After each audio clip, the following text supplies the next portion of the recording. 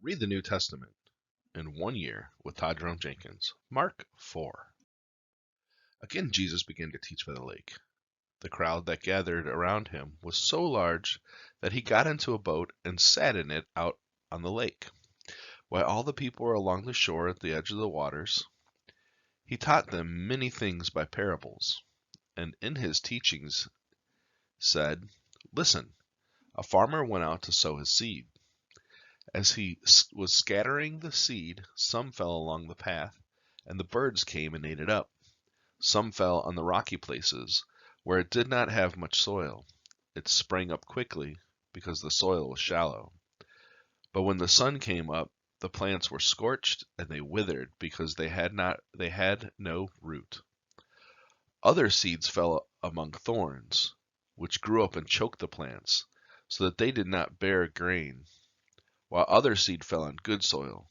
It came up, grew, and produced a crop, some multiplying 30, some 60, some 100 times."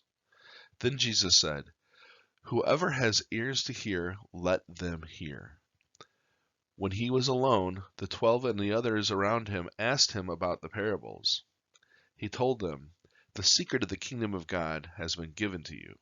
But to those on the outside, everything is said in parables, so that they may be ever seeing but never perceiving, and ever hearing but never understanding. Otherwise, they might turn and be forgiven." Then Jesus said to them, "Don't you understand this parable? How then will you understand any parable? The farmer sows the word. Some people are like seeds along the path, where the word is sown. As soon as they hear it, Satan comes and takes away the word that was sown in them. Others, like seeds sown on rocky places, hear the word and at once receive it with joy. But since they have no root, they last only a short time. When trouble or persecution comes because of the world, they quickly fall away. Still others, like seeds sown among thorns, hear the word. But the worries of this life, and the deceitfulness of wealth, and the desires of other things come in and choke the word, making it unfruitful. Others, like seed sown on good soil, hear the word, accept it, and produce a crop, some 30, some 60, some 100 times what was sown. He said to them, "Do you bring in a lamp to put it under a bowl or a bed? Instead, don't you put it on the stand?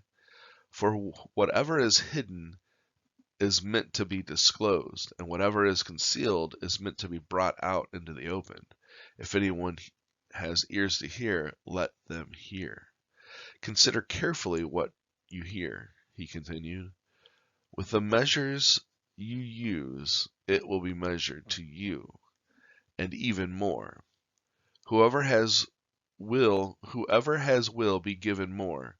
Whoever does not, even what they have will to be taken from them." He also said, "This is what the kingdom of God is like. A man scatters seed on the ground. Night and day, whether he sleeps or gets up, the seed sprouts and grows, though he does not know how. All by itself the soil produces grain. First the stalk, then the head, then the full kernel in its head. As soon as the grain is ripe, he puts the sickle to it, because the harvest has come." Again he said, "What shall we say the kingdom of God is like? Or what parable shall we use to describe it? It is like a mustard seed, which is the smallest of all seeds on earth. Yet, when planted, it grows and becomes the largest of all garden plants, with such big branches that the birds can perch on its shade." With many similar parables, Jesus spoke the word to them, as much as they could understand. He did not say anything to them without using a parable. But when he was alone with his own disciples, he explained everything. That day, when evening came, he said to his disciples, "Let us go over to the other side."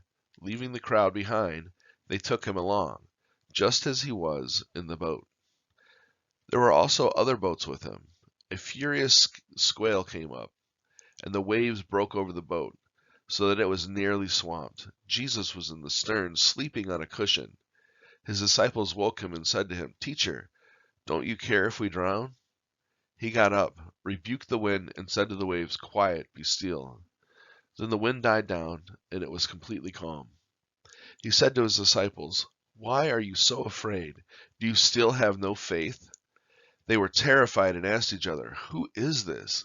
Even the wind and the waves obey him." You can visit us at disciplesrevival.org to see more things we're working on. Hit that subscribe button. That bell notification lets you know when we post new content. Give us that thumbs up. Share this with someone else. Have a wonderful day, and God bless you.